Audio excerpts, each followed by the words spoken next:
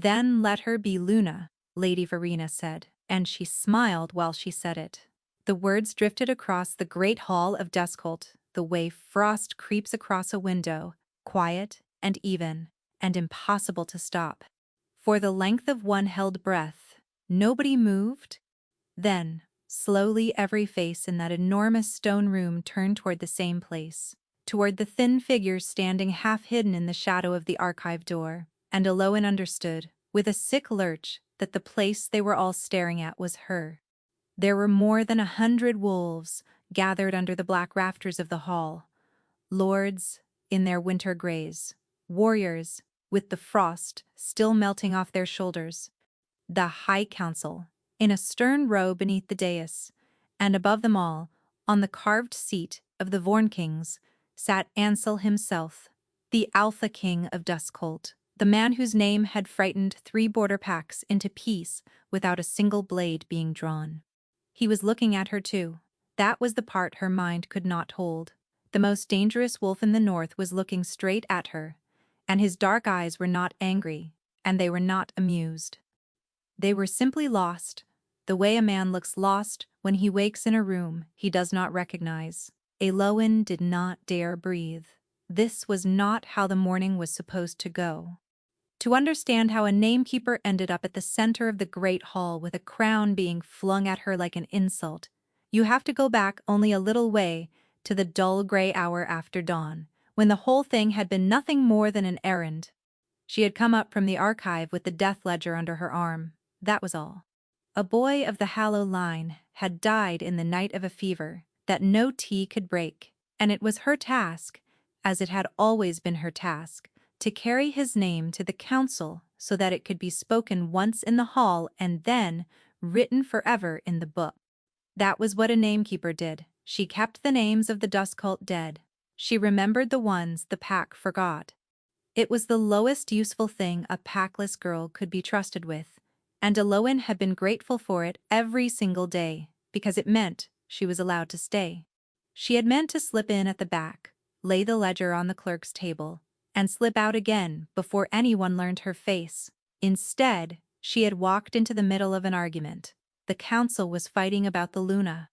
They had been fighting about it for weeks. Everyone knew. Though no one said it plainly. The king had no mate.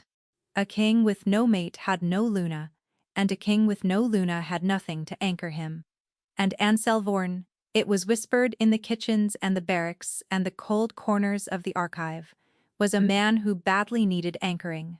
So, the great houses had put their daughters forward, and the brightest of them, the most beautiful and the most highborn, was Lady Verena, of the Ashfell line, who stood now at the foot of the dais in a gown the color of deep water and waited to be chosen. She had very nearly been chosen. That was the thing. Eloin had come in at the exact moment the king rose to name her, and the king had forgotten the word. Eloin saw it happen. She saw him get to his feet, saw his mouth open, saw the small, terrible pause where a name should have been. He looked at Verena, at the woman he was about to lift above every other wolf in the north, and Eloin watched the knowledge drain out of his face like water through sand. He did not know who she was. For one endless moment, the Alpha King of Duskholt stood before his whole court and could not remember the name of the woman kneeling at his feet. Nobody else seemed to see it for what it was. They thought it was scorn. They thought the king was pausing to wound, and a nervous murmur ran through the hall, and Verena's smile went brittle at the edges. And Eloin, who spent her whole life keeping names for people who could not keep their own, did the one thing that came to her more naturally than breathing. She said it. Quietly, from the shadow of the door, meaning only to end his suffering, she supplied the name he had lost. Verena, she said. Lady Verena of Ashfell. She had not meant to be heard. In a room that size a whisper should have died on the stone. But the hall had gone so silent, waiting for the king to speak, that her small voice carried all the way to the dais, and 100 heads turned, and the king's eyes found her, and the relief that crossed his face was so raw and so grateful that Eloan wished at once that she had bitten off her own tongue. That was when Verena rose. That was when Verena, who understood in an instant that the whole court had just seen a nameless archive girl rescue the king from a moment of shameful weakness, decided that, if she was going to be humiliated, she would not be humiliated alone. "How useful," Verena said, and her voice was warm and lovely and full of knives. "The little keeper of dead names knows the living ones too. Perhaps we have been searching in the wrong place, my lords. Perhaps the anchor our king needs is not a lady of the great houses at all." She turned her lovely head, and she looked at Eloan, and she smiled the way a cat smiles at something small. "Then let her be Luna," she said. "Let the namekeeper take the trial. Let us see how well she keeps his name in the sunken hall." And there it was, laid out in front of the whole court, like a blade on velvet. Everyone in that room knew what it meant.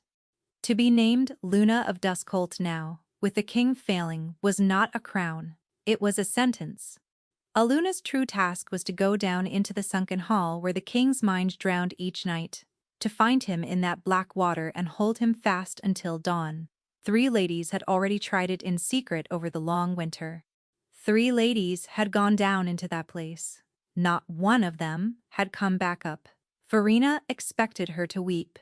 Eloan could see it. Verena expected the nameless girl to fall to her knees and beg to be dragged sobbing from the hall, to give the court a small, cruel entertainment on a cold morning. Eloan thought about the 3 ladies who had not come back. She thought about the boy of the Hallow line, whose name was in the ledger under her arm, dead of a fever nobody could break. One more name for a girl nobody would ever write down. She thought about the way the king had looked at her, lost, the exact way she had felt lost every day of her forgotten life. Then Eloan did the thing that no one in the great hall of Duskholt expected, least of all the king. She stepped out of the shadow. She walked into the light where they could all see her plainly for the first time, the packless girl, the keeper of the dead. And she lifted her chin, and she smiled back at Lady Verena, and she said, in a voice that did not shake at all, "No." The word landed like a dropped cup. "I will not be your Luna," Eloan said, into the ringing silence. "I do not want the crown, or the gown, or the seat beside the throne. You may keep every part of it." She turned then, away from Verena, and she looked up at the Alpha King himself, and something in her chest that had been folded small her whole life began, quietly, to open. "But I will go into the sunken hall," she said.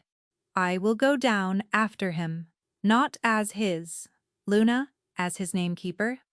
Because keeping the names of the ones you would rather forget is the only thing I have ever been good at, and I am not going to let a king drown, just because the right lady would not go."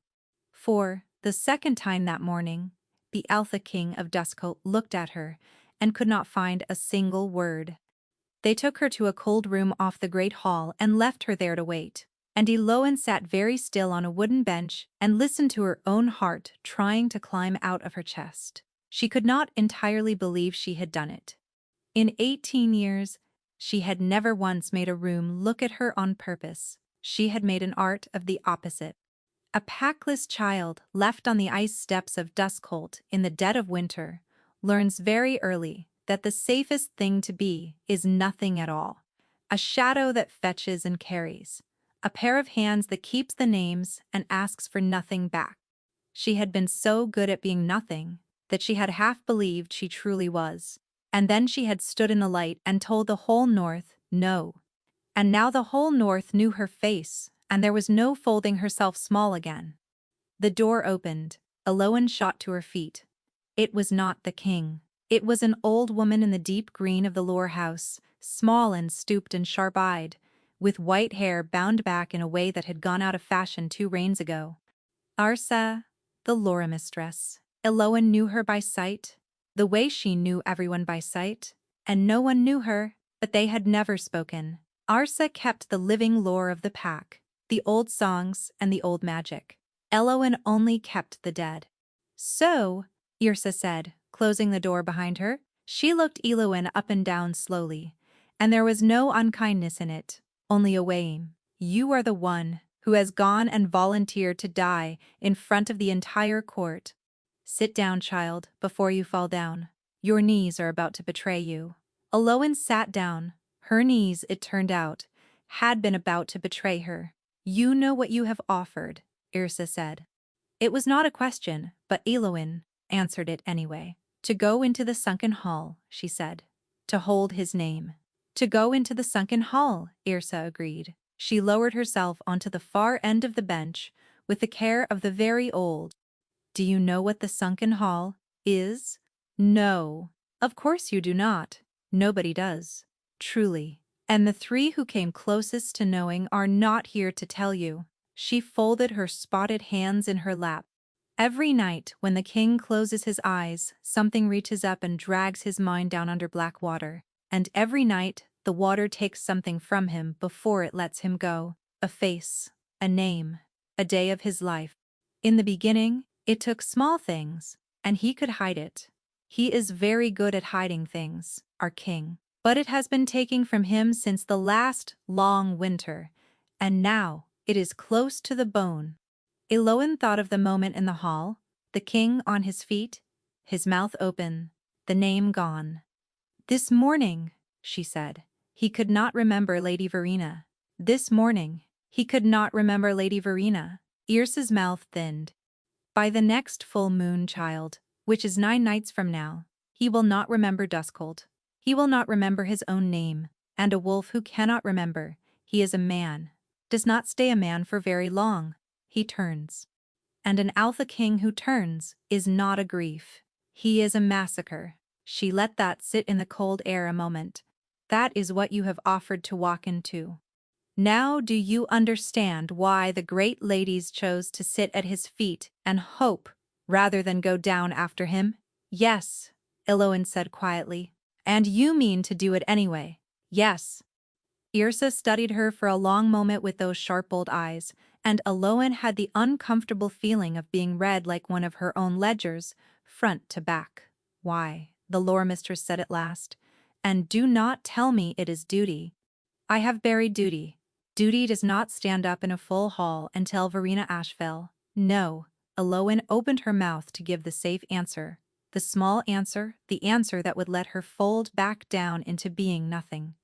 And then she found she did not have it in her anymore. Because I know what it is. She said, to have everyone forget you are there. I have been forgotten my whole life. It is the loneliest thing in the world, and he is 9 nights from it, and no one else will go. She swallowed. If I can keep the names of people who are already gone, maybe I can keep the name of one who is still here. For a long moment Yrsa said nothing at all. Then she reached out and very gently laid one dry hand over Eloin's. The king is coming to see you, she said. He does not know I have told you any of this. He will try to talk you out of it. He is a proud, stubborn, self-hating creature, and he would rather drown quietly than watch one more person go down into the dark for his sake. She stood, with effort. Do not let him. Whatever he says, do you hear me? The door opened a second time before Eloin could answer, and this time, it was the king. He filled the doorway the way winter fills a valley. Up close, without the height of the dais between them, Anselvorn was even larger than he had seemed, broad through the shoulder, dark-haired, with a stillness to him that was somehow more frightening than movement would have been. And beneath it, now that she was looking, now that she knew what to look for, she could see the toll of it, the gray hollows under his eyes, the way he held himself like a man carrying something too heavy to set down. Yrsa dipped her head to him and slipped out. And then it was only the two of them, in the cold, small room, the Alpha King and the girl who kept the names of the dead. For a moment, he did not speak. He looked at her the way he had looked at her in the hall, searching, as though he was trying to place her and could not, and Eloin felt her old instinct rise up, the urge to make herself smaller, to apologize for taking up the air. She did not do it. She stood, and she waited, and she let him see her. You will withdraw the offer, the king said at last. His voice was low and rough, quieter than a man that size should have. I have come to release you from it. You spoke rashly in front of the court, and I will not hold you to it. No one will think less of you." He paused. "I will not have another one go down into that place on my account. Do you understand me? It is finished." And Aloan, who had spent 18 years agreeing with everyone about everything, so that they would let her stay, looked the most dangerous wolf in the north in the eye and said, "No, your grace. It is not." The king's jaw tightened. "You do not know what you are refusing," he said. "You are a girl who keeps books. That place is not a book. It is cold beyond anything you have ever felt, and it is patient, and it wears the faces of the people you have failed." 3 ladies of good blood and strong will went down into it, and it kept every one of them. What makes you believe a nameless foundling will fare better than they did? Nothing, Iloan said honestly. I do not believe I will fare better. I only believe I will go, which is more than they can say now, and more, your grace, than you have let anyone do for you in a year. She saw the words land, she saw him flinch. Yrsa says you would rather drown in silence than watch one more person reach for you. I think she is right. I think that is the true curse, and the witch only sharpened a knife you were already holding. For a moment, she thought she had gone too far. The air in the small room seemed to thin.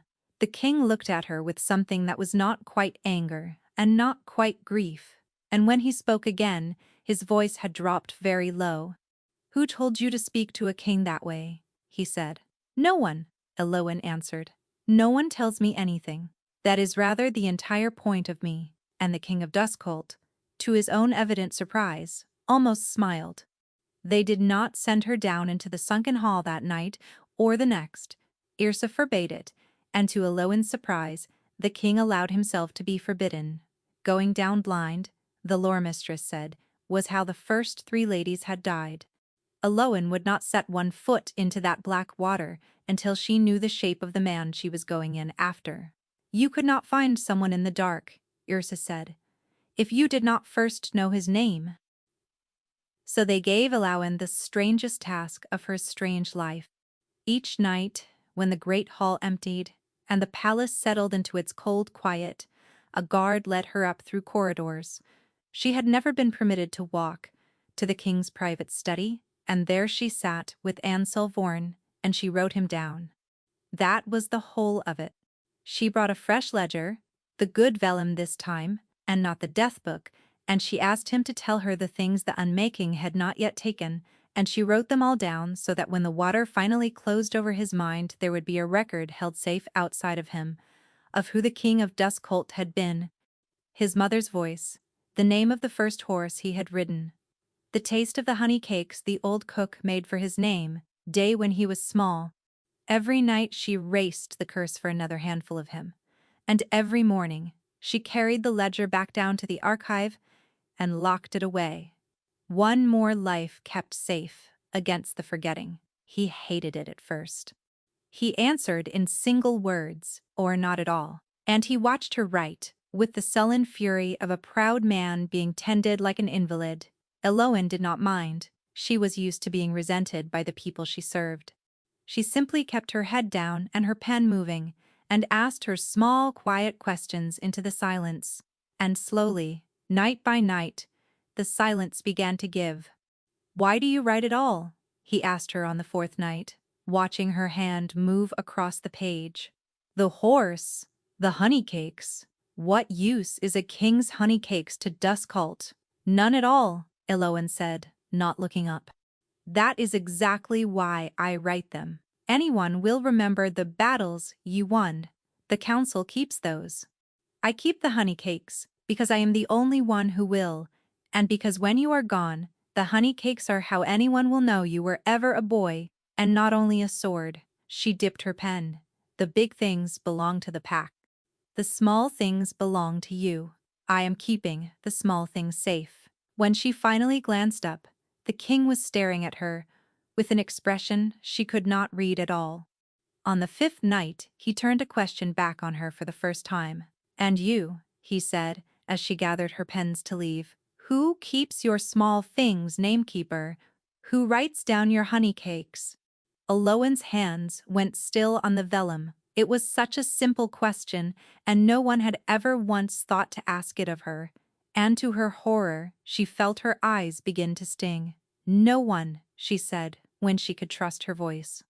There is no one to keep them. I was left on the ice steps of Duskhold in the deep of winter, when I was small enough to carry. No name, no pack, no line. The old keeper who held this post before Iris's time took me in because a foundling was useful for fetching. And he named me for the elder tree by the archive door, and that is the whole of my story. I keep the packs dead, because they are the closest thing to family a girl with no family of her own is ever likely to have. She made herself shrug, made herself sound light. So you see, I am very well suited to this work.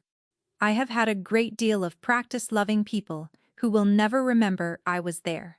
The king did not laugh, and he did not offer her pity, which she could not have borne. He was quiet for a long moment. Then he reached across the little table and took the pen gently out of her fingers, and he drew her ledger toward himself, and in a slow and careful hand, a warrior's hand unused to small letters, he wrote a single line at the bottom of the page. She turned it to read it only after he had gone. It said, in the king's own writing, Eloan of Duskhold, who is not so easily forgotten as she believes. The slip happened on the 6th night, and it happened without any warning at all. He had been telling her about his brother, a younger brother, dead in the same border war that had earned Ansel his crown, and his voice had gone rough and low, and Eloan had reached across the little table without thinking to lay her hand over his where it lay clenched on the wood. She had only meant it as comfort. The moment her skin touched his, the room fell away. There was no floor, there was no fire, no study, no ledger. There was only water, black and still, and stretching out in every direction under a sky, the color of ash and cold, a terrible bone-deep cold, and the silence of a place where sound went to die. Eloan stood on the surface of the black water, as though it were glass, and she turned in a slow circle, and her heart climbed into her throat. Where, she began, and the word vanished into the fog without an echo. Then she saw him. The king stood a little way off across the black mirror of the water, and he was staring down into it, and his face in this place was not the face of a king at all. It was stripped bare. It was the face of a man watching everything. He was sink slowly out of reach, and down beneath the surface, pale and drifting, Eloan saw them. Names, faces, a boy on a horse, a woman singing. Whole years of a life, sinking down into the dark one after another, and the king made no move to save a single one. The deeper they fell, the fainter they grew, until the oldest of them were only pale smudges far below, almost gone. And the water wanted them. Eloan could feel it plainly, a slow and patient hunger in the cold, unlike anything she had ever felt in a living thing. It was not trying to kill him, it was worse than that. It was trying to erase him, to unmake him, thread by thread, until there had never been an Anselvorn in the world at all. Your Grace, Eloan said, and this time her voice carried. He turned. He looked at her, and for one moment, the lostness in his eyes was total. The same blank searching she had seen in the great hall, a man who did not know her, who did not know himself. And then, the king of Duskhold, drowning, forgetting his own name, forgetting his brother, forgetting the sky, looked at the packless girl who kept the names of the dead, and he said, clear as a bell across the black water. He had never once said her name before. In 6 nights, he had never asked it. She had not known. He knew it at all. She woke with a cry, back in the warm study, her hand still pressed over his, the fire burning low, and the king staring at her with wide and frightened eyes. You were there, he breathed. In the water, you were there. How were you there? His hand turned over beneath hers and gripped it, hard, almost painfully, as though she might sink through the floor if he let go. No one has ever been there?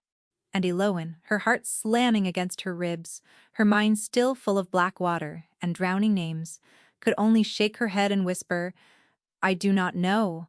But I heard you, Your Grace, down in the dark." She swallowed.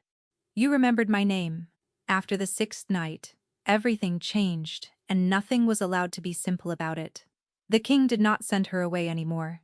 He waited for her. Aloan would arrive at the study to find the fire already built high, and a second chair drawn close to his.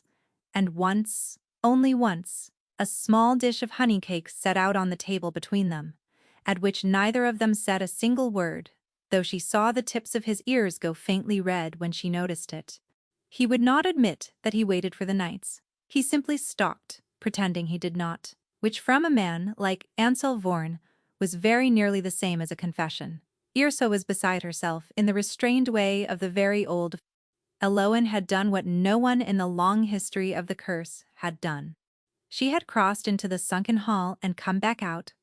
And more than that, the king had known her there, had held on to her name in the one place where he could hold on to nothing else. "You are the anchor," the lore mistress said, gripping Eloan's wrist with surprising strength. "Do you see it?" The others went down to hold him, and the water took them because he did not know them. He had nothing of them to hold. But he has 6 nights of you now. He has your voice, and your questions and your foolish honey cakes. You have given him a rope, child, and he has taken hold of it. Now, we must make it strong enough to pull him out. It was on one of those days, crossing the cold upper gallery on her way down from the study, that Eloan met Lady Verena for the first time since the great hall. The lady was waiting for her. That much was plain. She stood in a spill of pale morning light, with 2 of her women behind her, lovely and composed, and she smiled her warm knife of a smile, and Eloan felt the old urge to shrink and fought it down. "The little keeper," Verena said. "How the palace does talk of you, in and out of the king's rooms, at every hour, whispering with him in the dark. They are saying you have bewitched him. They are saying a foundling has done what 3 ladies of the great houses could not." She tilted her lovely head. "I do not think you have bewitched him. I think you are a drowning man's straw, and when you fail, as you surely will, the North will need someone of good blood to hold it together. I came only to tell you that I bear you no ill will at all. You are a small, brave, foolish thing, and I promise to speak kindly of you once you are gone." "That is generous," Eloan said. "Most people do not trouble themselves to speak of me at all. You will forgive me if I do not intend to give you the chance." Verena's smile did not slip, but something behind it went cold and still, and Eloan understood that she had just made an enemy who never once needed to raise her voice, which was the most dangerous kind of enemy there was. So the nights grew longer and closer. Now, when Eloan laid her hand over his, and the study fell away into black water, she did not go alone and lost. She went looking. She learned to walk on the surface of that terrible mirror without falling through. She learned to call his name into the fog and hear him answer. And each time, she pulled a little more of him back before the dawn dragged them apart. And each morning, he was a fraction more himself, and for the first time since the last long winter, the hollows under his eyes were not quite so deep. Once she caught a memory, as it fell. It was a small thing, a green boat on a summer lake, and a boy's bright shout of laughter, and it had already slipped past his reaching fingers and begun to sink when Eloan dove for it without a thought, and closed both hands around it, and dragged it back up to the surface, and pressed it against his chest. The king had gone very still. In the waking world, in the warm study, he had lifted his own hand to his breastbone, as though something long buried had come suddenly back to life there, and he had spoken aloud the name of a lake he had not been able to name in a year, and his eyes had been wet. But the unmaking did not surrender its king gently. It happened on the 8th night, 2 nights before the full moon. Haldan came for her himself, the king's beta, a broad, steady man with a soldier's calm, and Eloan knew, from his face before he spoke, that something had gone wrong.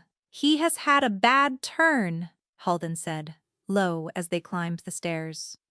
This afternoon in the council, he looked at Lord Farron, who has served him 20 years, and he did not know him in front of everyone. The beta's jaw was tight. Lady Verena was there. She saw. She has been telling the great houses all evening that the king is already lost, and that we are fools to pin the whole pack on a nameless archive girl and her tricks, and that the crown should pass to a regent who can be trusted. To someone of good blood. To someone like her, Eloan's stomach turned cold. She had been so deep in the black water and the honey cakes and the low rough sound of the king's voice that she had half forgotten there was a court out there, and that in it, Lady Verena was patient and lovely and dangerous, and had not smiled her cat smile in the great hall for nothing. She found the king standing at the dark window of his study, and he did not turn when she came in. "You should go," he said. His voice was flat and terrible. "Verena is right. I forgot Farron today. 20 years." And I looked at his face, and it was the face of a stranger. "Tomorrow, it will be Halden. The night after it will be you. And then I will go down into that water, and I will not come up as a man, and I will not have you in this room when that happens." He turned then, and the self-hatred in his face was so raw that Eloan had to hold herself still to keep from crossing to him. "Get out of Duskholt tonight," he said. "While there is still a king left to give the order, I am ordering you. Go." For one moment the old habit rose up in her, huge and familiar. Obey. Make yourself small. Slip out the door and let them forget you were ever here. It would be so easy. It was what she had done her whole life.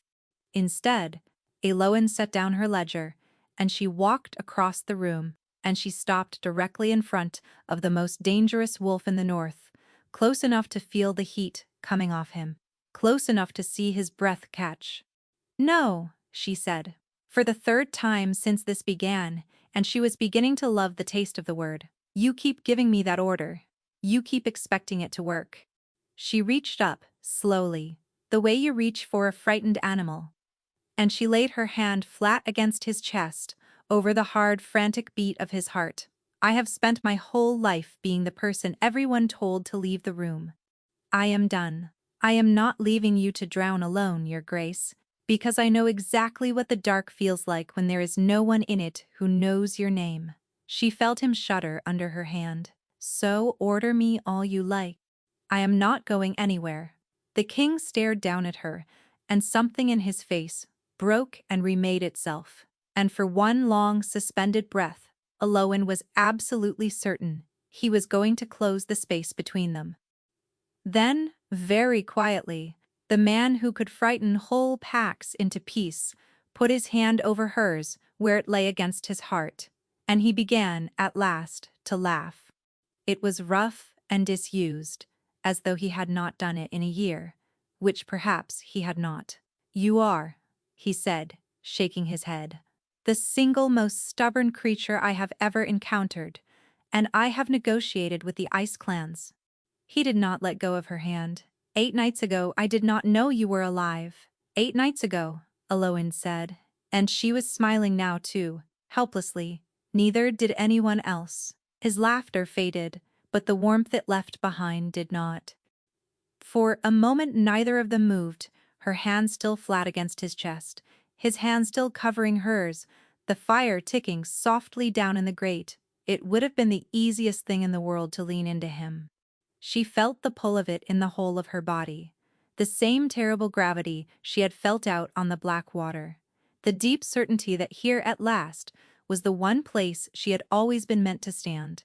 And she watched the same knowledge move across his face, and she watched him decide, with visible and painful effort, not to reach for it. Not tonight, not with 2 nights and a curse still standing between them. In the low firelight, his dark eyes moved over her face, as though he were the namekeeper now, as though he were trying to commit her to memory against the coming dark. Outside the window, thin and cold and 1 night from full, the moon climbed higher over Duskholt. 2 nights left, and neither of them said the thing that both of them were beginning, dangerously, to feel. The 9th night came, and with it the last night before the full moon. and neither of them spoke of the deadline, because to name it aloud would have been to admit how little of it was left. The study had changed in 9 nights, though Elowin could not have said exactly when. The second chair no longer stood a careful arm's length from the king's. The honey cakes appeared now without either of them pretending to be surprised by them. And Anselvorin, the most dangerous wolf in the north, sat across the little table from a packless archive girl and told her about his boyhood, with an ease that would have astonished his entire court, and Elowin wrote it all down, and neither of them wanted the night to end. There was another change too, and this one frightened her more than the curse did, for as long as Elowin could remember, she had carried a wolf who slept. Foundlings sometimes did. A child left with no pack and no line often grew a wolf that never learned to wake, and Elowin had made her peace with hers, long ago, a quiet shape, curled somewhere deep inside her, that had never once stirred in 18 years.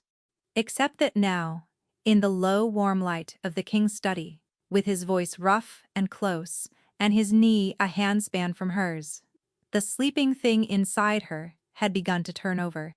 She felt it the way you feel the first thaw under a frozen river, something waking, something reaching, without her leave, toward him. She did not tell him, she did not know how. "You are quiet tonight," the king said. "It is unsettling. Say something impertinent so I know the world is still turning. Your handwriting is terrible," Elowin said. "I have seen death records written by dying men that were easier to read than the line you put in my ledger." He laughed, low and warm, and the sleeping thing in her chest rolled over again. "There," he said. "Much better. Come, the moon is nearly up. Let us go down while I still have a self left to go down with." So she laid her hand over his, the way she had learned to, and the warm study fell away, and the black water rose up to meet them. She was good at it now. That was the strange and terrible truth. Where the first ladies had drowned, Elowin had learned to stand on the surface of that endless black mirror, as though it were the floor of the archive, and she had learned to walk it without falling through, and she had learned to reach down into the cold and catch the falling pieces of him before the dark could pull them under.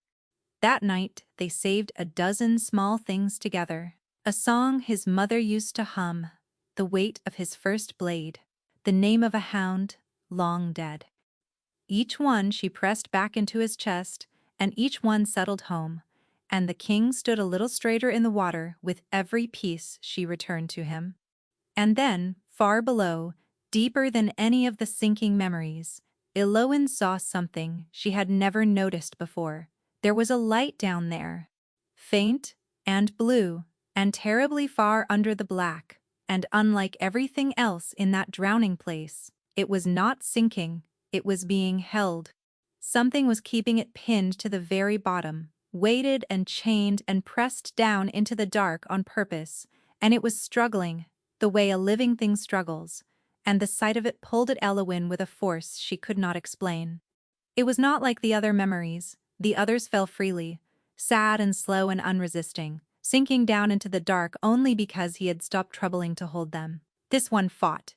This one had been forced down and pinned and made to stay, and every part of it strained upward against the weight that held it. And something in Elowin, the namekeeper, the keeper of the ones no one else would keep, could not bear the sight of a thing struggling so hard to be remembered while a hand held it so deliberately under. She went toward it before she knew she had decided to. "Elowin!" The king's voice, behind her, sharp with something that was not command. "Elowin!" No, she did not stop. She could not. She dove down through the cold black water, toward the pinned and struggling light, and as she drew closer, it began to take a shape, and the shape began to take a face. A young man's face, fair-haired and laughing, so like the king, and yet not the king, someone loved and lost. Someone the water had been made to keep down where no one would ever look at him again. She got close enough to see his eyes. She got close enough to hear him try to speak. One broken word, torn to pieces, before it could reach her through all that dark water. Then a hand closed around her wrist and wrenched her up and out. Aloan came awake in the study with a gasp, her chair overturned. The king on his feet above her, with his hand still locked around her wrist, and his chest heaving as though he had run a great distance. His eyes were wild. She had never seen him afraid before. Not truly, not like this. "You do not go down there," he said, and his voice shook. "Do you hear me? Whatever you save, whatever you catch, you do not go to the bottom. That is the one place you never go." "There is someone down there," Eloan whispered. She was shaking too. "You are keeping someone down there. Ansel, there is a person at the bottom of that water, and you are drowning him on purpose. You are holding him under. Why would you? Because some things are meant to stay drowned." He let go of her wrist as though it burned him, and turned away, and when he spoke again, his voice had gone flat and far away. "His name was Alder. He was my brother. Now leave it, I am asking you. Of everything I have let you take from me, leave me that." Eloan rose slowly and set her chair upright. Her heart was still pounding, but beneath the fear, there was something else now, something that had been growing in her for 9 nights and had finally, in the sight of that struggling blue light, put down roots. She crossed the room to him. She stood close at his back, close enough that the waking thing in her chest strained toward him, and she did not touch him, but she did not leave either. "When you are ready," she said quietly, "I will go down there with you. Not to take him from you, to help you carry him. That is what I am for." For a long moment, the king did not move. Then he turned, and he was looking at her the way a man looks at the last warm window in a dark street, and his hand came up, and his thumb brushed once, gently across her cheekbone, and Eloan forgot how to breathe. The space between them went very small. She felt his breath. She felt the exact moment he began to lean down, and every waking nerve in her body leaned up to meet him. And then he stopped. He closed his eyes, and he pressed his forehead to hers instead, and they stood there breathing the same air, so close, and not closing, the last of the distance, and it was somehow more than a kiss would have been. "Tomorrow the moon is full," he said against her skin. "If I am to lose myself tomorrow, Eloan, then let me tell you tonight, while I still know your name, you are the only good thing the water has not been able to take. And I have spent this whole night terrified, not of the forgetting, but of forgetting you." She fell asleep in the study that night, without meaning to, worn thin from the deep water, and when she half woke in the gray hour before dawn, she was not on the floor.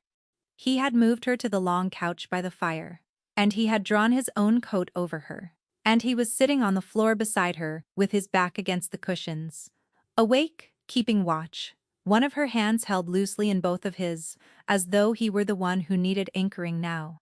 She did not let him know she was awake. She lay still and warm under the weight of his coat, and watched the firelight move across the hard, tired, gentle line of his face, and she let herself have it, just for a moment, the impossible thing she was not supposed to want. At the bottom of the black water, unseen, the pinned blue light went on struggling. A brother, the king, was holding his own brother down in the dark with his own 2 hands and would not say why. And the one broken word the young man had tried to speak went on echoing in the back of Eloan's mind, too torn to place and impossible to forget. By morning the king had built the walls back up, higher than she had ever seen them.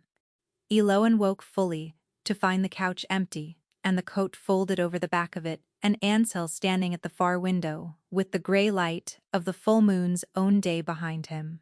And she knew, before he said a single word, that the man who had kept watch over her sleep was gone, locked away somewhere she was no longer allowed.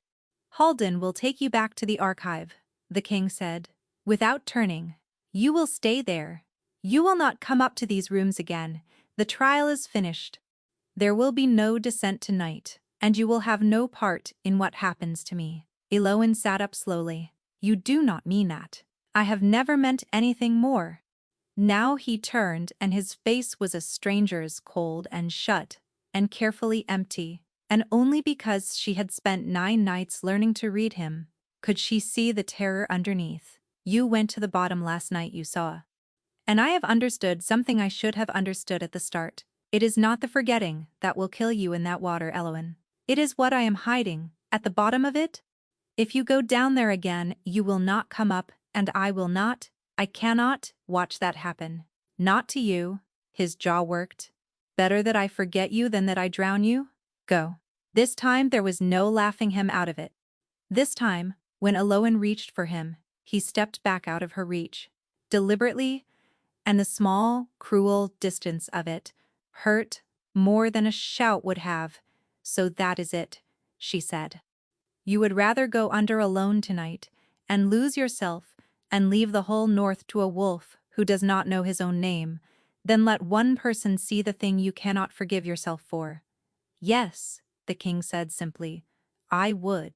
And he turned back to the window and would not look at her again.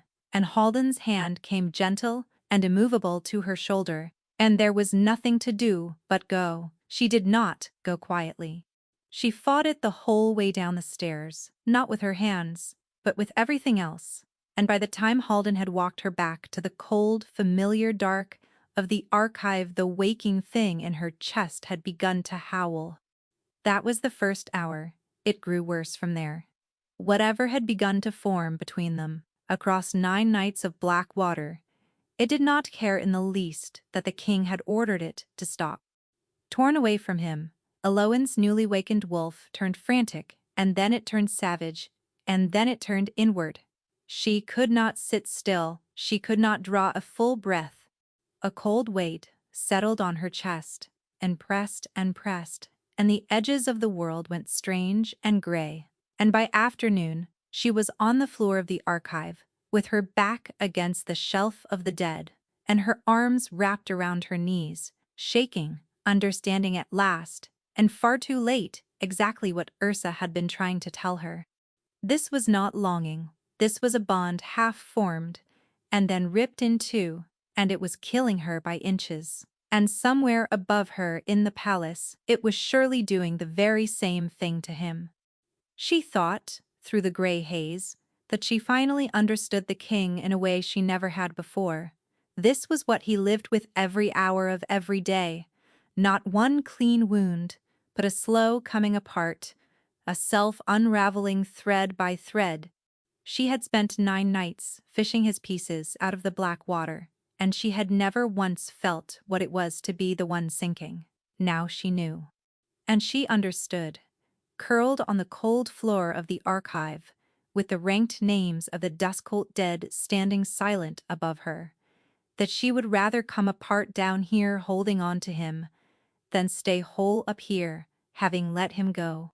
But the palace had other plans. For the day of the full moon, Lady Verena had waited for exactly this. With the king shut in his rooms and visibly failing, with the moon set to rise full that very night, she went before the High Council, and she made her move at last, smooth and reasonable, and merciless. The experiment with the namekeeper had failed, she told them, as anyone of sense had known it would. The king could no longer be trusted to know his own counselors. The North could not be left to drift, kingless in all but name, waiting on the tricks of a foundling. What Duskholt needed now was a steady hand of good blood, to hold the regency until the matter of the crown could be settled properly, and she, Verena of Ashfell, stood ready to carry that burden for the good of them all. And the archive girl, she added gently, that poor deluded creature who had filled the king's head with false hope, ought for her own safety to be sent quietly beyond the borders, before the pack turned on her for what was coming. She spoke it all so gently, so reasonably, that it was hard to remember she was asking them to bury a living king. She had chosen her ground well. Every wolf in that chamber had seen the alpha falter with their own eyes. Every one of them was afraid, and fear is the easiest thing in the world to dress up in the language of duty. Old Lord Farron himself, still stung from being forgotten to his face that very morning, inclined his head and allowed that perhaps the lady spoke sense, and that a firm hand of known blood was a kinder thing than a slow ruin, and around the long table others began, one by one, to nod. It was very nearly done. Half the council was nodding. And then Halden, who had said nothing, spoke. "Ask the king," the beta said, "who Lord Farron is." The chamber went quiet. "Go on," Halden said. "Ask him." "I brought him here this morning at your own request, my lady." And you looked into his face, and you saw. He did not know Farron. An hour ago he did not know me. Halden's steady soldier's voice did not rise, and that was what made it terrible. "And this morning, when I gave him back the ledger the namekeeper keeps, and I said her name to him, he looked at me, and he asked who the archive girl was that everyone keeps speaking of. He let that land. It is not only counselors and hounds and honeycakes the water is taking. Now it has started on her. It is taking the one person who was holding him up. So, before you name yourself regent over a man who cannot remember his own beta, my lady, you might ask yourself why the curse is suddenly in such a great hurry to make him forget one nameless girl." Down in the archive, Eloan did not hear any of this. She only felt it in the failing bond. The exact moment the king forgot her name, it went through her like cold water closing over her head. One instant she could feel him, faint and far, and fraying, but there, a warmth at the very edge of herself. The next instant, the warmth guttered, not gone, but no longer reaching back. He had forgotten she existed, and the half-formed thing between them, with nothing now to hold its other end, began to come apart, and Eloan felt herself starting to come apart with it. She pressed her hand flat to her own chest, over the place where the warmth had been, and found only cold, and understood that being forgotten by him was a different and far worse thing than being forgotten by all the world had ever been. She had spent her whole life invisible, and she had borne it. She could not bear this. To have been known, truly and wholly known, by the one person who had ever mattered, and then to feel that knowing dissolve while he was still alive, to do it. It was the loneliest moment of a life built almost entirely out of lonely moments. She did the only thing left in her. She crawled. She got herself up off the archive floor, and she went out into the corridor and up the first flight of stairs on her hands and knees, dragging her failing body toward the one direction her wolf still pointed, toward him. Always toward him. And on the third turn of the stair her strength gave out entirely and the gray closed in and she fell. She did not hit the stone. Later, she would learn what the corridor had seen. She would learn that the Alpha King of Duskholt, who could no longer have said her name if his life depended on it, had risen suddenly from his chair 3 floors above with no reason he could name, had walked out past a startled Halden and a triumphant Verena and the whole assembled council. Had followed some pull he did not understand down through his own palace, and had arrived at the turn of the stair, at the precise moment a nameless archive girl pitched forward into empty air. She would learn that he caught her before she fell, that he went down onto the cold steps with her, gathered against his chest, and would not let anyone near her. That when one of Verena's men reached to help lift her, the King of Duskholt drew back his lip and made a sound so low and so purely wolf that the man stumbled backward and did not try again. He did not know her name. His mind had lost her completely. But his body had come for her, the length of the palace, and his arms knew exactly how to hold her, and the growl that kept the whole court at bay was the growl of a wolf guarding the one thing left in the world that was his. That was what the court saw. The most dangerous alpha in the north, on his knees on a staircase, cradling a fainting foundling like she was made of glass, snarling at anyone who came close, weeping without seeming to know that he wept, saying over and over the only words the water had left him. "I do not know who you are," he said into her hair. "I do not know who you are, and I cannot let you go." No one moved to take her from him a second time. Even Verena, arriving at the head of the stair with her half-spoken victory still on her lips, stopped where she stood and said nothing, because there are some things a court cannot unsee, and the sight of the coldest king in living memory, brought to his knees by a bond he could no longer even name, was one of them. Whatever the council had been on the point of deciding, it did not decide it now. Halden knelt slowly at his king's side and set a hand on his shoulder, and looked up the length of the stair at the woman who would be regent, and said only, quiet and certain, that the trial was not over yet. Above the palace, cold and patient and full at last, the moon began to rise. They carried her, at Halden's order, and over Verena's objection, to the lore house, and it was Yrsa who brought her back. Eloin surfaced to the smell of dried herbs and old parchment, and the Laura mistress's sharp face bent close over hers. For a moment, she did not know where she was. Then she remembered the failing warmth at the edge of herself, and the exact moment it had stopped reaching back, and a sound came out of her that she did not recognize as her own. "He forgot me," she said. "Yrsa, he forgot me." I felt it go. "I know, child." Yrsa's dry hand smoothed the hair back from her forehead. "And you nearly went after him into the dark for it, which is the whole of what I now have to explain to you. So listen, because the moon is up, and we have very little of the night." She sat back. "Ah. You know that a bond has been forming between you. You have known it for days.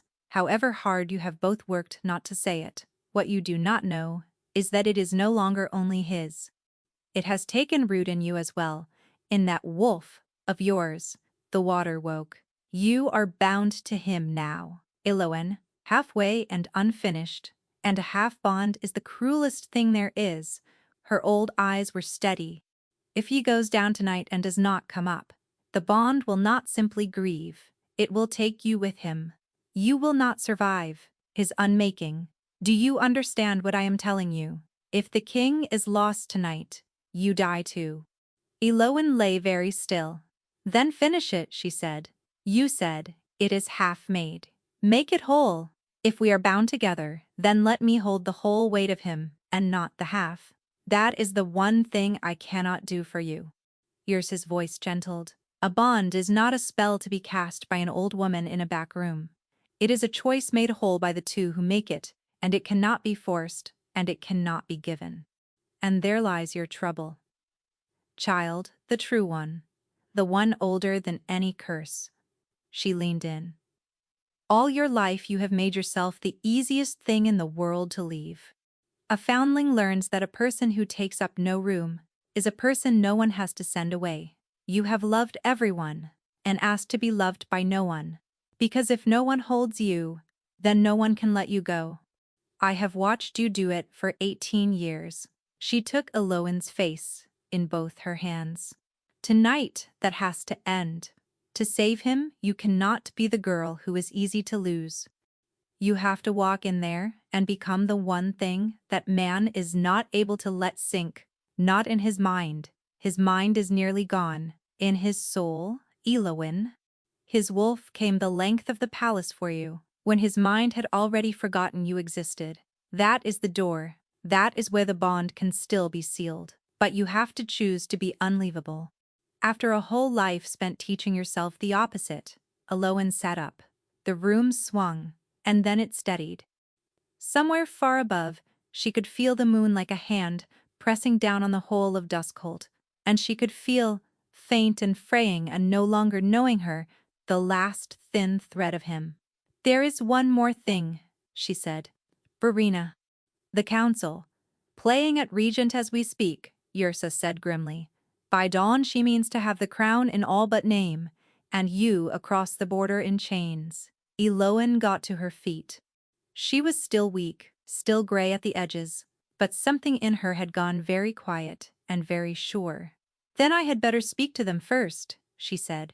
She walked into the council chamber, on her own 2 feet, pale as the moon, and steady as the stone, and the argument died in every throat at the sight of her. Verena rose, lovely and furious, already reaching for the words that would have her thrown out. Eloin did not give her the chance. "You wanted the crown," Eloin said, into the ringing room. "Take it." She let that land, watched the confusion cross 100 faces. I told you in this very hall that I would not be his Luna, and I meant it then and I mean it now. I do not want the seat beside the throne. I do not want the title, or the gown, or one single thing of good blood that you have spent this whole day fighting me for. Name yourself regent.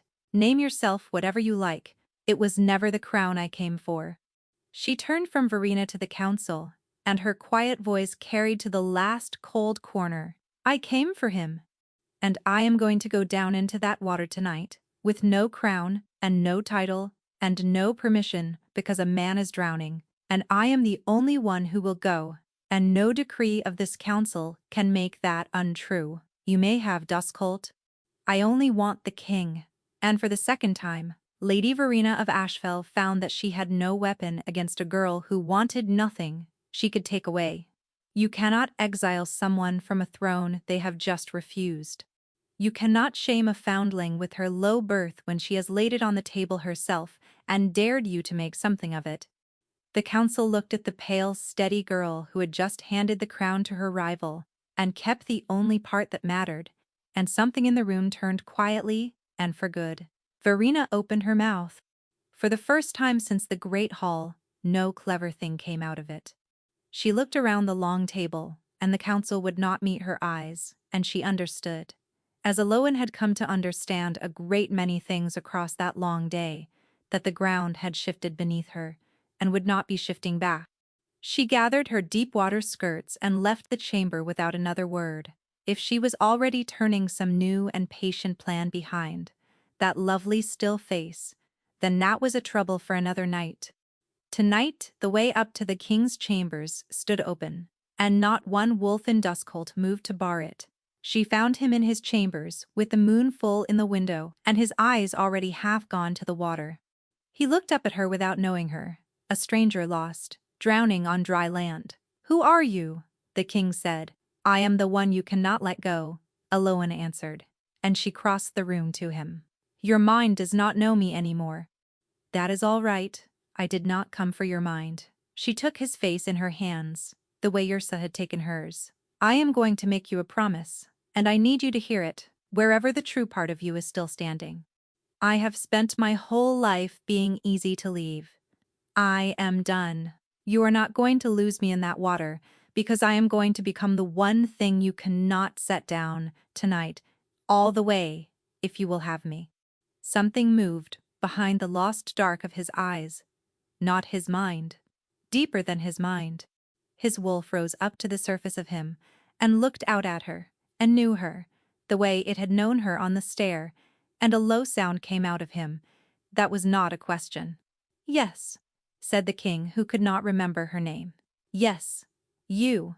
Only you." She kissed him then, and he pulled her in and held her the way a drowning man holds on to the one who has come to save him, as though he would never let go again. And in that kiss, in the simple unbearable fact of being held and of holding on a girl who had spent her whole life refusing to be kept, made her choice and gave it freely, and the half-made bond went looking for its other end and found it at last. It did not click shut like a lock. It grew. Aloan felt it take root in her, the way the first green thing takes root in thawing ground, blind and certain and reaching, elder and alder, her wolf, and his winding together, and down into something far below the reach of any water. Warmth poured along it, and with the light came him, all of him, his mind surfacing out of the black on the strength of the bond they had just sealed, until the eyes that found hers were not lost at all. "Aloan," the king breathed, and this time the name came from a man who knew exactly whose it was and whose he was. "Aloan, you came back." "I never left," she said. "You are only difficult to reach." He laughed, ragged and whole, and pressed his brow to hers. And for one perfect moment in the full light of the risen moon, they simply held on to each other and to the bright new thread that bound them, and the water was very far away. But it had not let him go, it was only waiting, and they both knew that the bond was not the end of it, that a thread, however bright, could not by itself lift a man who still believed with his whole heart that he deserved to drown. There was one thing left. The pinned blue light at the very bottom of the black water. The young man with the fair hair and the broken voice. The name. "Take me down," Elowen said, her hand tight in his. "All the way to the bottom this time. Take me to Alder." The king's grip tightened. For a long moment he did not speak.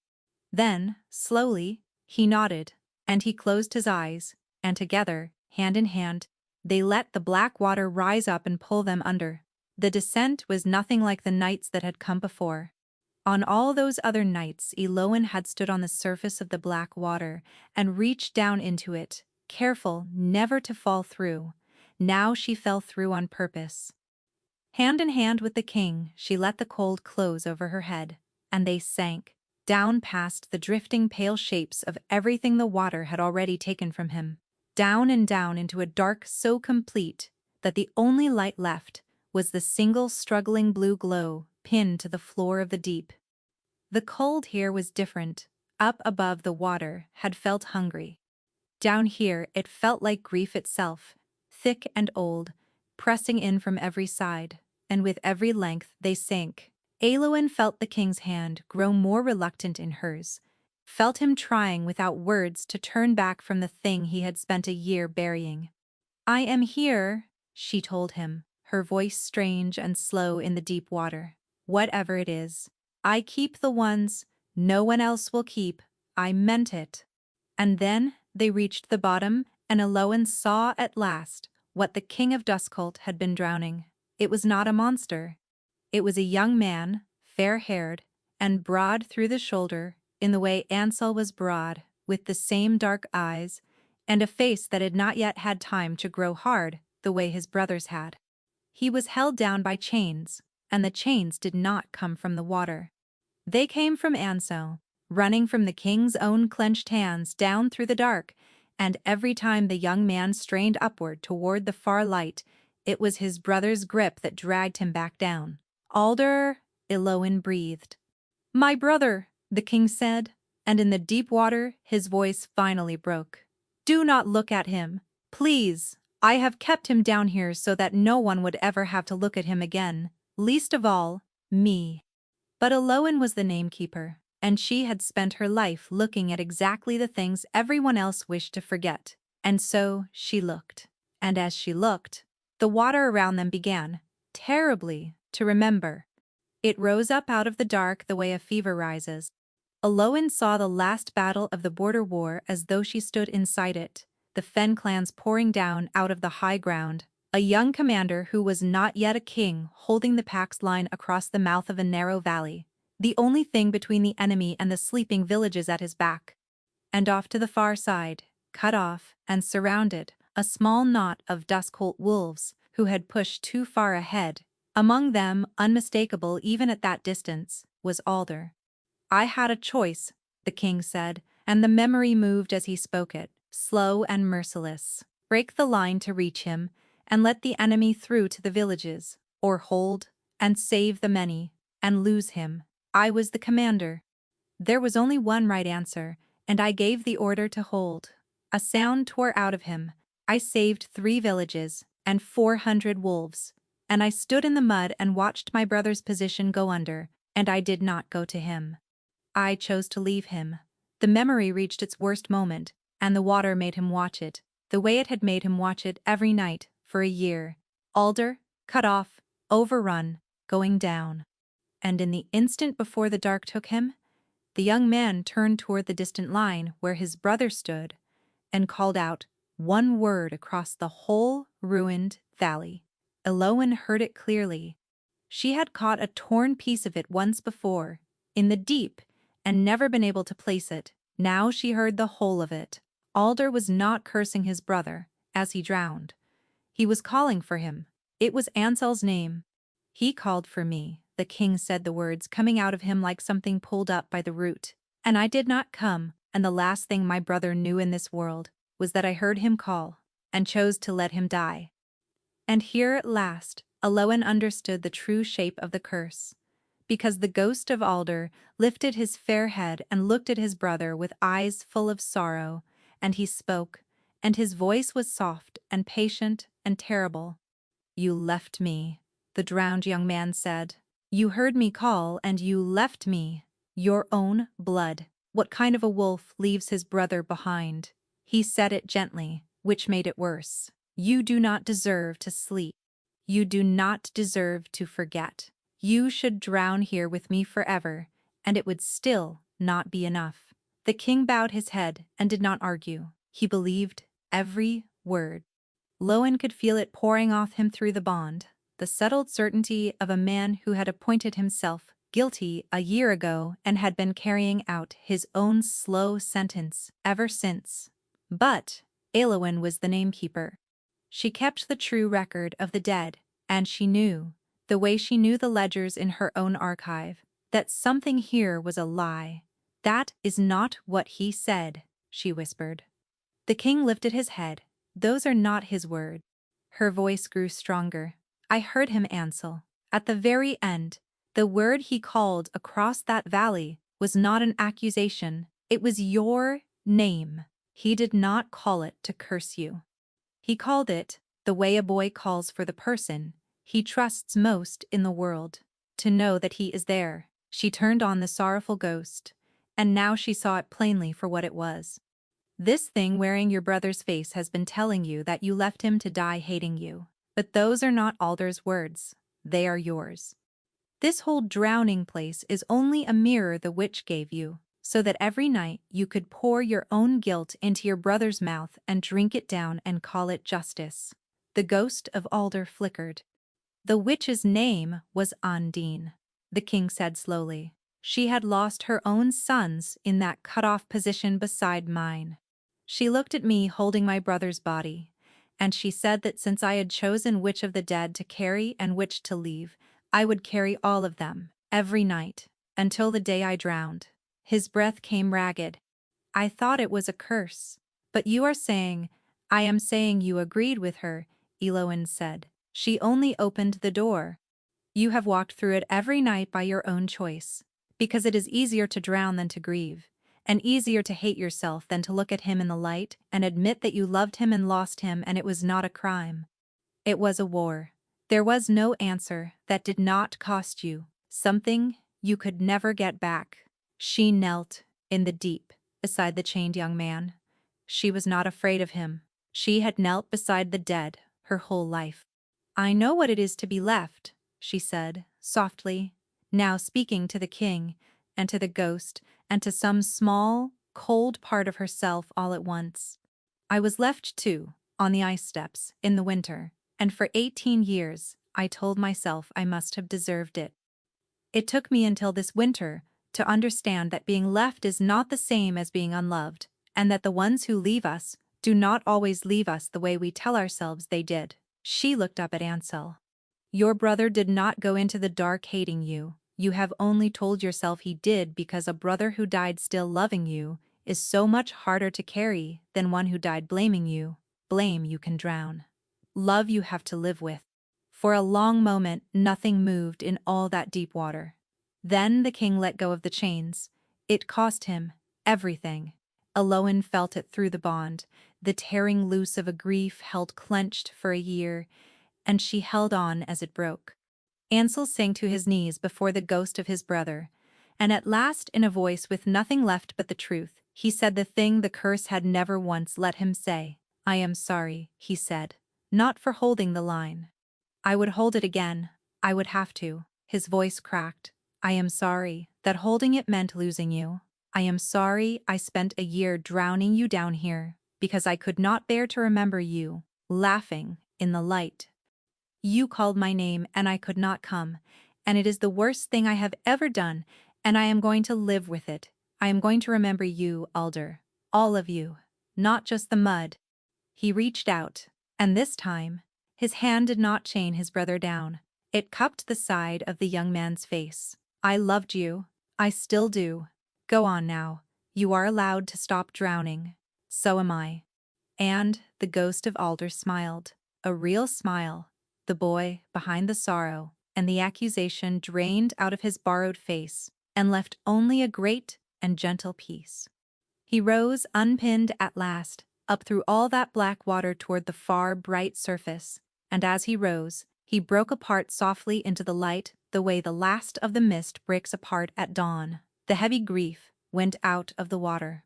All around them, the drowned pieces of the king's life stopped their sinking and began, one by one, to drift upward too, back toward the man they belonged to. The black water was not black anymore. It was only water, and it was letting them go. Eloin wrapped both arms around the king, and together they rose. They came awake in his chambers in the gray light before dawn, wrapped close together. The fire burned down and the cold spring morning at the window. Then the king drew a breath, a full one deeper than any Eloin had heard him take, and she felt through the bond that the thing at the bottom of him was gone, not the grief. The grief would stay, but the drowning was over.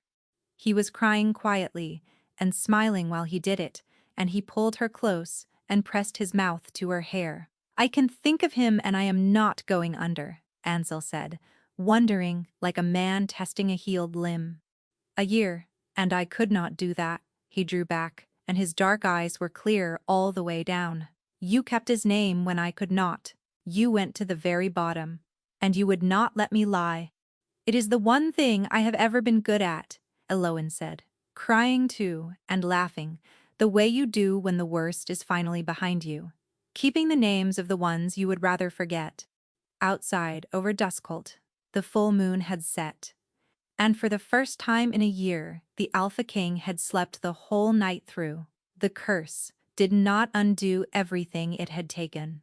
Some of the small drowned things never came back, and there were mornings when Ansel could not recall the name of a boyhood hound or the words of his mother's song.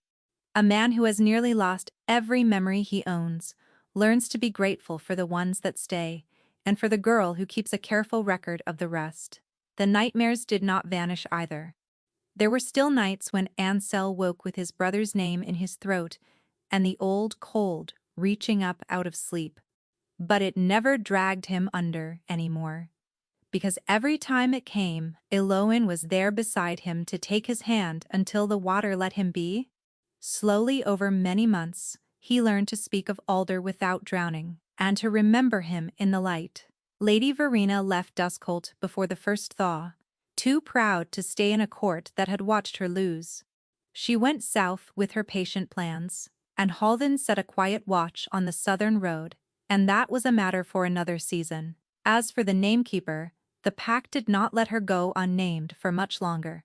It was the king who asked her, and he asked her properly this time, with no council watching, and no crown flung down as an insult. He asked her by the fire on an ordinary evening whether she would stand beside him for the rest of it, not because the pack needed an anchor, but because he could not imagine a morning he would rather wake without her. And Eloin, who had refused the title twice when it was a weapon, made one last decision the Alpha King did not expect. She said yes. But she would not be the Luna of gowns and great houses that Verena had wanted. She would be the pack's first namekeeper Luna, keeper of Duskholt's memory, the living names and the dead ones both, so that no wolf under that black roof would ever again be left to drown alone and forgotten. When they announced it in the great hall, the same hall where a smiling lady had once thrown her to the wolves, the whole of Duskholt spoke her name aloud. 100 voices sang the name of a foundling. Most of them had never bothered to learn. Eloin, Eloin, Eloin. She stood in the light where they could all see her, the girl who had spent her whole life making certain no one would, and she did not shrink from a single voice. Somewhere at the bottom of a quiet lake that was only a lake now, a fair-haired young man slept easy. And in a warm room above the great hall, a king who had once been the most dangerous wolf in the north slept easy too, every night, in the arms of the one person who had refused to let him be forgotten.